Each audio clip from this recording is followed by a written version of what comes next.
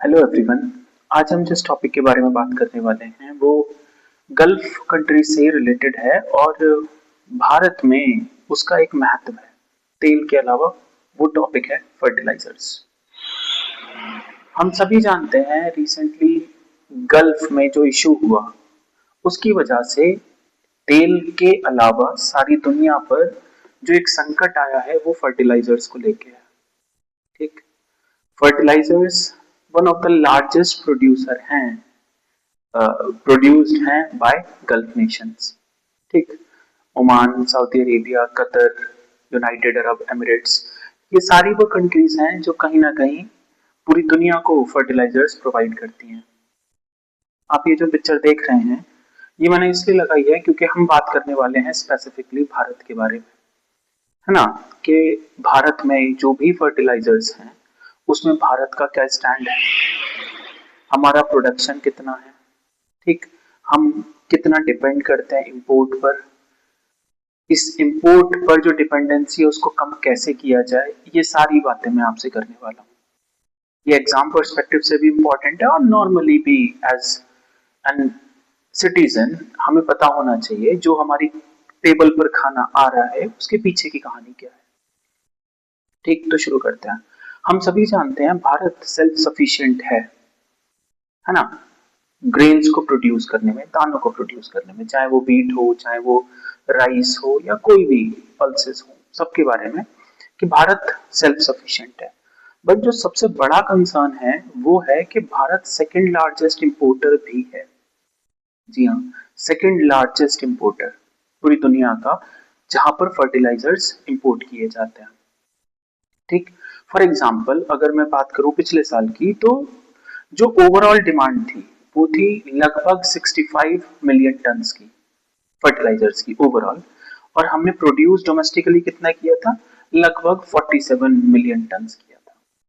तो बीच का जो गैप है ना, 65 47, जो बीच का गैप है वो हम इंपोर्ट के द्वारा पूरा करते हैं। ठीक, अब हम बहुत अच्छे से जानते हैं इन चीजों को कि जो फर्टिलाइजर्स हैं भारत में वो यूरिया है, एनपीके है, डीएपी है, पोटाश है, ये सारे फर्टिलाइजर्स हैं। बट इंपोर्ट के लिए हम अलग अलग कंट्रीज पर डिपेंड करते हैं। फॉर एग्जाम्पल डीएपी की मैं बात करूं, डीएपी जो खाद आता है वो सऊदी अरेबिया अकेला 40% भारत को बेचता है और उसका भी एक मेजर हिस्सा स्ट्रेट ऑफ हरमुज से पास होता है। बट हमने जो सिचुएशन देखी फिलहाल, तो उस वजह से वो जो मूवमेंट है फर्टिलाइजर का वो कहीं ना कहीं डिस्टर्ब हो गया, उसमें चेंजेस आ गए। इस वजह से क्या हुआ, तो एक हमारा डोमेस्टिक प्रोडक्शन इतना स्ट्रांग नहीं है कि ओवरऑल डिमांड को वो कंप्लीट कर सके। एक बात ये क्लियर हुई। दूसरी चीज, हमें कोई ना कोई रास्ता ढूंढना पड़ेगा जिससे कि हम इंपोर्ट्स पर कम से कम डिपेंडेंट हों। ठीक, और अब मैं बात करूं ओवरऑल फर्टिलाइजर्स की, तो जैसे कंट्री है ओमान है, सऊदी अरेबिया है, कतर है, यूनाइटेड अरब एमिरेट्स है, ये वो कंट्रीज हैं जो लगभग 70% भारत को खाद भेजते हैं। ठीक, अब पोटाश की बात करते हैं थोड़ी सी, क्योंकि मेरा कंसर्न पोटाश पे आना था। पोटाश की अगर मैं बात करूं तो भारत कंप्लीटली इंपोर्ट पर डिपेंडेड है पोटाश के लिए, और उसमें भी सबसे मेजर जो आता है भारत में वो कनाडा से आता है, लगभग 25%। अगर फॉर एग्जांपल कि 2 मिलियन टन की डिमांड थी, उसका 25% अकेला एक देश भारत को सप्लाई करता है। ठीक, तो जो पिछले साल वर्ल्ड ऑर्डर्स हुए थे कनाडा के साथ, भारत के जो भी इश्यूज हुए थे किसी और क्लास में हम बात करेंगे, तो उसकी वजह से क्या हुआ था कि इस वाले जो इंपोर्ट एक्सपोर्ट का रिलेशन है रिगार्डिंग पोटाश, इसमें भी कुछ ना कुछ इशू आए थे। इस वजह से रिसेंटली भारत सरकार और कैनेडियन सरकार के बीच में एक नया एक पैक्ट साइन हुआ है रिगार्डिंग इंक्रीमेंट ऑफ एक्सपोर्ट, वहां से और भारत में इंपोर्ट हो पोटाश का बढ़ाया जाए। ठीक, अब एनपीके की मैं बात करूं तो अप्रैल 2025 से और अभी तक इस अप्रैल तक, 2 तारीख को मैं ये क्लास रिकॉर्ड कर रहा हूं, 2 अप्रैल तक हम लोगों ने इंपोर्ट को 122% बढ़ा दिया, एनपीके के इंपोर्ट को। तो ये कहीं ना कहीं एक अलार्मिंग सिचुएशन को जनरेट करता है। मेरी बात आप समझने की कोशिश करें, ऐसे समझें कि मेजॉरिटी ऑफ द फर्टिलाइजर जो भारत में आता है, एक तो वो गल्फ से आता है, दूसरा इंडिविजुअल सप्लायर्स भी हैं भारत में। जैसे मैंने बोला पोटाश के लिए कनाडा है, एनपीके के लिए रशिया है, तो हम इन कंट्रीज पर कहीं ना कहीं डिपेंडेंट हैं। इस वजह से वर्ल्ड ऑर्डर में, चाहे यूनाइटेड नेशन की फूड की ऑर्गेनाइजेशन हो, उसमें भी भारत का स्टैंड जो भी होता है, बट वो कहीं ना कहीं इन्फ्लुएंस्ड होता है। बात समझ में आई? बट उसके साथ जो कंसर्न है कि भारत में जो भी खाद आया उसको मिट्टी में मिलाया गया, ठीक, और उसमें जो क्रॉप उगी उसमें बायोमैग्निफिकेशन हुआ। मेरा कहने का मतलब है जो ग्रेन्स उसके अंदर थे, उसके अंदर जो औसतन फर्टिलाइजर होने चाहिए या फिर रेशियो होना चाहिए उससे ज्यादा है, तो अल्टीमेटली वो हमारी फूड टेबल तक आ रहे हैं। ठीक, इस वजह से कम उम्र में बीमारियां भारत में है। हम सभी जानते हैं भारत का हेल्थ सेक्टर के बारे में, तो कम उम्र में बीमारियां हैं।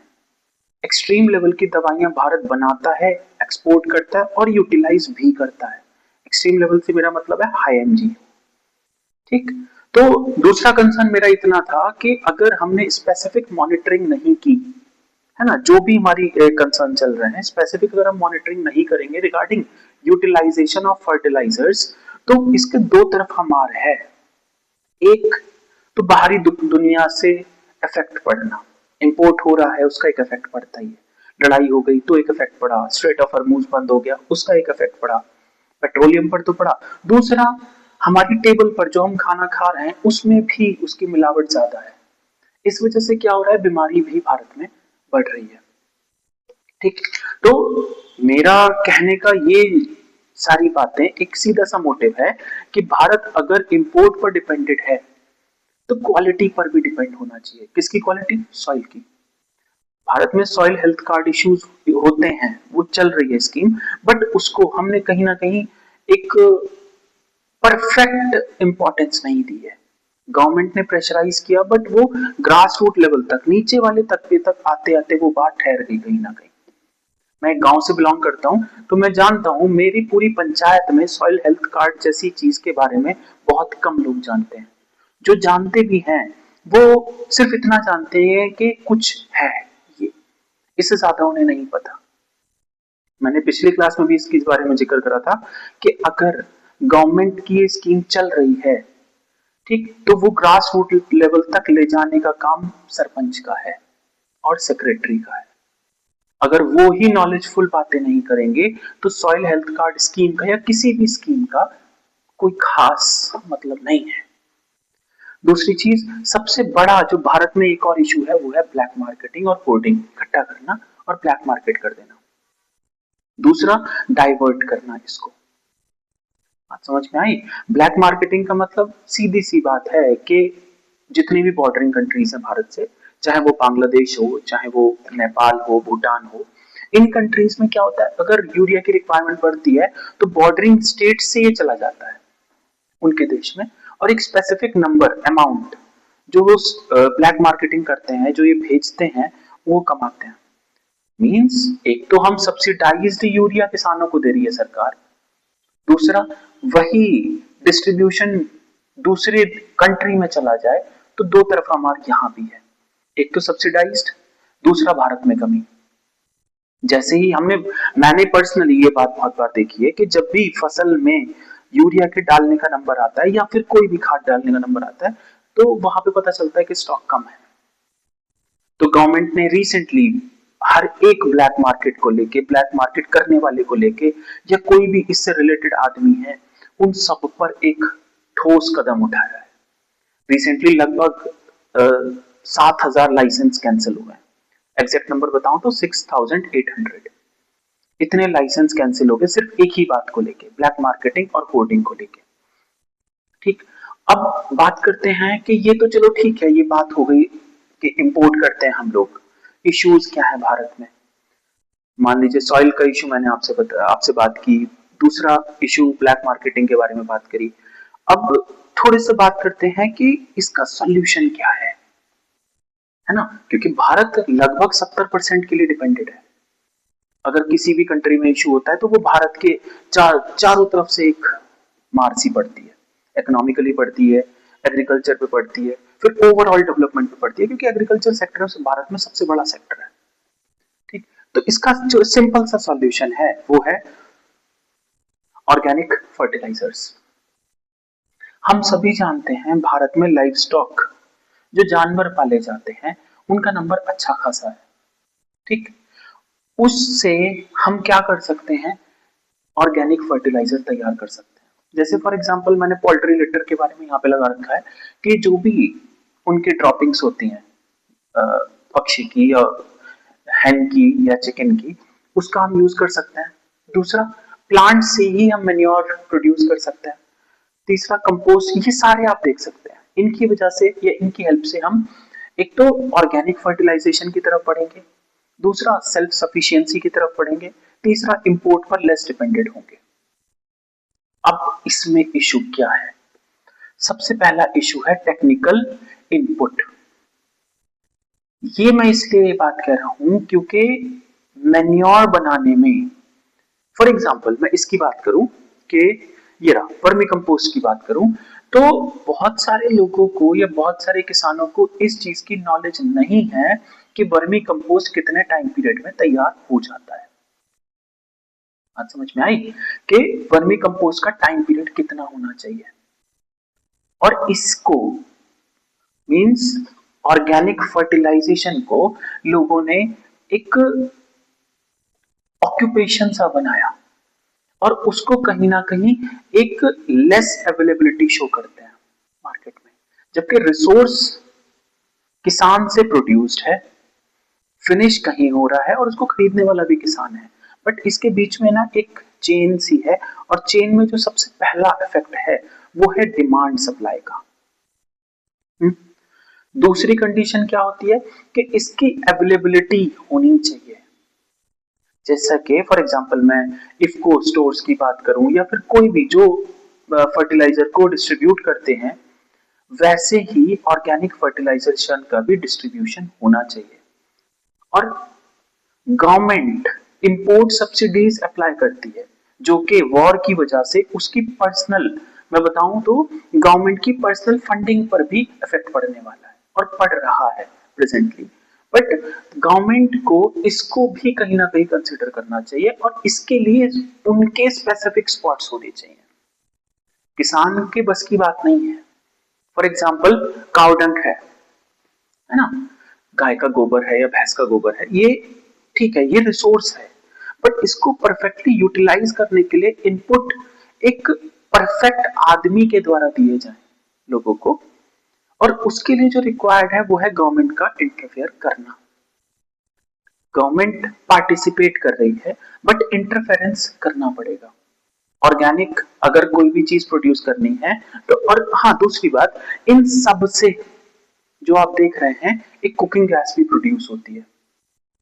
ठीक, अब गवर्नमेंट उस कुकिंग गैस को या फिर इन प्लांट्स को जो ये ऑर्गेनिक फर्टिलाइजर बनाते हैं, कुकिंग गैस बनाते हैं, उसको कहीं ना कहीं सब्सिडाइज कर सकती है। But the concern is technical input. जो इजराइल बेस्ट एग्जांपल मैं कह सकता हूं अभी तक कि एग्रीकल्चर सेक्टर में इजराइल ने जितना डेवलपमेंट किया है वो अकेले उनकी पॉपुलेशन ने नहीं किया, वो गवर्नमेंट का इक्वल पार्टिसिपेशन है उसमें। स्कीम्स की मैं बात नहीं कर रहा कि गवर्नमेंट ने स्कीम शुरू कर दी या गवर्नमेंट ने इसके बारे में बात करी, मैं वो नहीं बोल रहा। I am saying on the field लोगों के बीच में जागरूकता फैलाना और इसको एक रोल मॉडल बनाना, ये पहल करनी पड़ेगी। दूसरा इसमें कंसर्न है टाइम पीरियड। जैसे मैंने पहले बोला था कि कोई भी कंपोस्ट तैयार होता है उसका एक टाइम ब्रैकेट होता है, और सेम टाइम ब्रैकेट उसका मिट्टी में जाके यूटिलाइज होने का भी होता है। यूरिया या फिर कोई भी फर्टिलाइजर हो, उसको डाला, उसका 15 डेज में रिजल्ट आता है। डीएपी का 25 डेज में रिजल्ट आता है, एनपीके का 25 टू 30 डेज में रिजल्ट आता है, यूरिया का 15 डेज में रिजल्ट आता है। बट जो मेन्योर्स हैं, इनके द्वारा जो प्रोड्यूस्ड मेन्योर्स हैं, इन मेन्योर्स का आउटपुट आने में लगभग 2 से 3 महीने लग जाते हैं। तो दैट मीन्स सॉइल के अंदर ऑलरेडी इतनी स्ट्रेंथ होनी चाहिए जो तीन महीने के टाइम पीरियड को वो ऐसे समझिए कि उसको इफेक्टिवली प्रोड्यूस कर सके क्रॉप को। बट इसके लिए शुरुआत जैसी भी हो, बट दूसरा कंसर्न इसमें आता है कि अगर ये होता है, मान लीजिए गवर्नमेंट ने नैनो यूरिया इशू किया है या फिर नीम कोटेड यूरिया इशू किया है, ये ठीक है, ये इस 3 महीने के टाइम पीरियड को सस्टेन कर सकते हैं। Ultimately the focus should be this. इसके दो फायदे होंगे। पहला, हम इंपोर्ट के ऊपर कम डिपेंडेंट होंगे, सेल्फ सफिशिएंसी में आ जाएंगे। और दूसरा फायदा है कि हमारे जो खाने की टेबल पर हम जो फर्टिलाइजर्स, स्ट्रेट फॉरवर्ड में बोलता हूँ, फर्टिलाइजर्स कंज्यूम कर रहे थे, उसमें कटौती आएगी। क्योंकि ऑर्गेनिक का क्या है कि उसी का हिस्सा था, पेड़ ने परफेक्टली यूटिलाइज कर लिया और वापस इसी को ऑर्गेनिक बनाया। मेरी बात हो सकता है क्लियर हो गई हो, बट द कंसर्न इज, जो इंटरनेशनल ऑर्डर का जो भी कंसर्न था, जो भी चेंजेस हो रहे हैं, इसका मैंने पहले वाली लेक्चर्स में बात किया है कि तेल पर तो फर्क है, पर दूसरा जो सबसे बड़ा फर्क पड़ने वाला है वो भारत के सबसे बड़े सेक्टर पर पड़ने वाला है, वो है एग्रीकल्चर सेक्टर। होप आपको ये वीडियो पसंद आई हो। Thank you.